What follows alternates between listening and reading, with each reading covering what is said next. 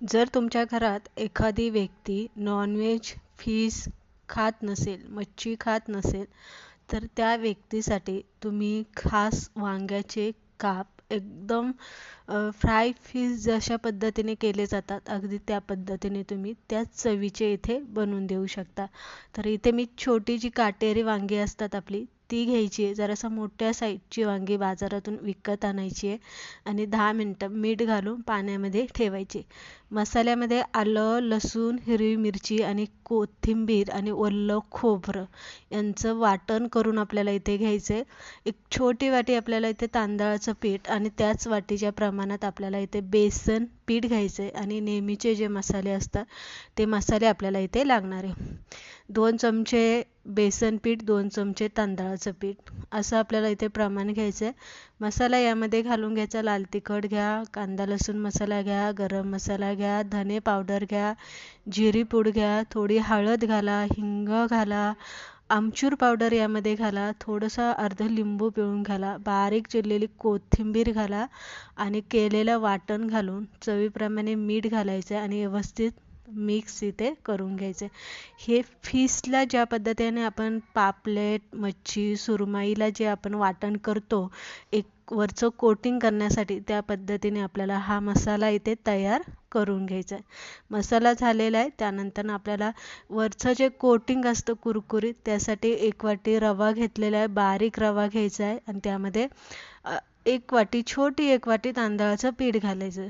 थोडीशी हळद घाला, थोडंसं लाल तिखट घाला, धने पावडर घाला, मीठ घाला आणि हे व्यवस्थित मिक्स करून घ्या. म्हणजे वरचं कुरकुरीत आवरण जे असतं ते सुद्धा चवीला छान लागलं पाहिजे. हे झालं मिक्स करून. आता वांगी स्वच्छ धुवून घ्यायची. पाठीमागचा देठाचा जो भाग असतो तो कापून घ्यायचा आणि याच्या आपल्याला करून घ्यायच्या आहे चकल्या. चकल्या जास्त पातळ करायच्या नाही किंवा जास्त जाडही करायच्या नाही, तर बरोबर अर्धा इंचाच्या पेक्षा कमी आपल्याला ह्या कापून घ्यायच्या या पद्धतीने तुम्ही बघू शकता. त्यासाठी थोडीशी वांगी जर मोठी भेटली तुम्हाला तर मोठी वांगी घ्या आणि हिरवी जी वांगी असतात ती भेटली तर ती घ्या, नाही तर ही अशी घेतली तरी चालेल. त्यानंतर जो मसाला आपण तयार करून घेतला होता तो मसाला व्यवस्थित वरती असा हाताने लावून घ्यायचा या पद्धतीने आणि जे आपण तांदळाचं पिठाचं आणि रव्याचं जे आपण कोटिंगसाठी वरचा घोळ बनवून ठेवलाय त्यामध्ये व्यवस्थित ते घोळून घ्यायचे. मसाला व्यवस्थित लावायचा जसं आपण पापलेटला, सुरमईला लावतो अगदी त्याच पद्धतीने इथे मसाला या पद्धतीने प्रत्येक वांग्याच्या कापला इथे लावून घ्यायचा. जरासा जाड लावायचा म्हणजे खाताना मसाल्याचा वरचा जो लेयर आहे तो सुद्धा आपल्याला इथे व्यवस्थित लागला पाहिजे. तर या पद्धतीने आपण प्रत्येक काप जो आहे वांग्याचा त्याला इथे लावून घेणार आहे. आता घोळून घेताना व्यवस्थित हाताने वाटलं तर वरनं रव्याचं आणि तांदळाच्या पिठाचं जे आवरण आहे ते व्यवस्थित हाताने असं लावून घ्यायचं. व्यवस्थित कोट झालं पाहिजे जेणेकरून जेव्हा आपण हे काप फ्राय करणार आहे तेव्हा मसाला वांग्याच्या कापावरचा जो मसाला लावलेला आहे तो अजिबात निघता कामा नये.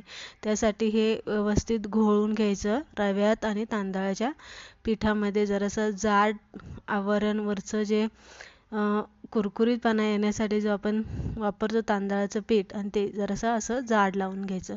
लावून घेतलेले पॅनवरती तेल घालून घ्यायचं, व्यवस्थित मिक्स करायचं. एक्स्ट्राचं तेल जे आहे ते थोडंसं काढून घेतलेले आणि नंतर पॅनवरती आपल्याला हे काप ठेवून द्यायचं. गॅस इथे मोठा ठेवायचा नाही आहे, बारीक ठेवायचा आहे आणि बारीक गॅसवरतीच आपल्याला हे चांगले असे कुरकुरीत भाजून घ्यायचे. जेवढे पॅनवरती बसतील तेवढे घालून घ्या. तेल व्यवस्थित वरून पण तेल घालून घ्या या पद्धतीने आणि खाली पण असं जरासा उलथण्याने तेल फिरवा. जरासा तेल तुम्ही इथे जास्त वापरलं तरी चालेल, तेवढंच ते कुरकुरीत येणार आहे. आता यावरती आपल्याला झाकण ठेवायचं.